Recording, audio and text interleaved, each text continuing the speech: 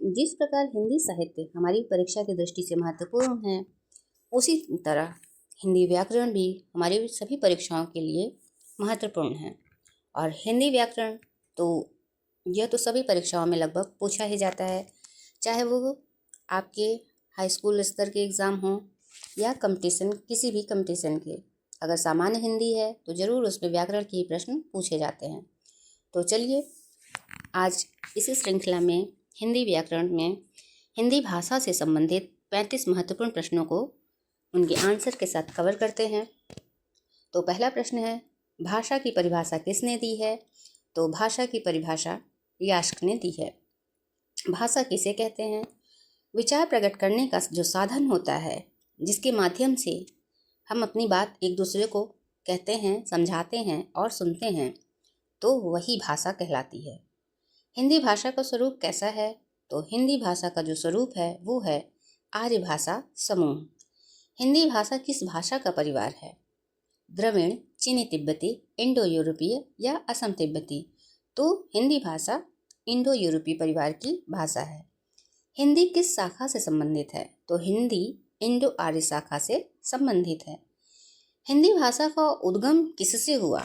तो हिंदी भाषा का उद्गम संस्कृत, अपभ्रंश, प्राकृत और अर्थात उपयुक्त सभी से हुआ। हिंदी की मूल जननी किसे कहा जाता है? तो हिंदी की जो मूल जननी है वो है संस्कृत। हिंदी भाषा का क्षेत्र मुख्य रूप से कहाँ है? तो हिंदी भाषा का मुख्य क्षेत्र उत्तर भारत में मिलता है।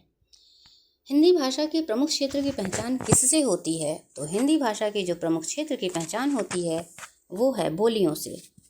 हिंदी का क्षेत्रीय प्रसार किस संविधान की अनुसूची में दर्ज है? तो हिंदी का जो क्षेत्रीय प्रसार है वो हमारी 8वीं अनुसूची में दर्ज है। हिंदी दिवस कब मनाया जाता है? तो हिंदी दिवस 14 सितंबर को मनाया जाता है। 14 सितंबर 1949 को संविधान सभा ने किसे राजभाषा का दर्जा दिया? तो हिंदी को 14 सितंबर 1949 में संविधान सभा में राजभाषा का दर्जा मिला। हिंदी भाषा की प्रमुख विशेषता क्या है? हिंदी भाषा की जो प्रमुख विशेषता है वो ये है कि ध्वनि और लिपि की सरलता है इसमें। हिंदी की लिपि कौन सी है? तो हिंदी की लिपि देवनागरी है। हिंदी में कितने स्वर होते हैं? तो हिंदी में कुल 11 स्वर हैं। हिंदी में कुल कितने व्यंजन हैं? तो हिंदी में कुल 33 व्यंजन हैं। हिंदी भाषा की प्रकृति कैसी है? तो हिंदी भाषा की जो प्रकृति है वो है मिश्रित। हिंदी व्याकरण किस पर आधारित है? तो हिंदी व्याकरण मूलतः संस्कृत पर आधारित है। हिंदी का सर्वनाम शब्द किस प्रकार का है? तो हिंदी का जो सर्वनाम शब्द है वो संज्ञा का विकल्प है, अर्थात संज्ञा के स्थान पर बोले जाने वाले जो शब्द होते हैं वही सर्वनाम कहलाते हैं। हिंदी की क्रियाओं में विशेषता क्या है? तो हिंदी की क्रियाओं में जो विशेषता है वो है लिंग भेद, पुरुष भेद, काल भेद अर्थात उपयुक्त सभी।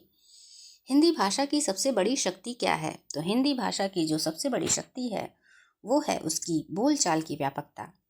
हिंदी भाषा का प्रवाह कैसा है? तो हिंदी भाषा का प्रवाह निरंतर है, अर्थात यह रुकती नहीं है।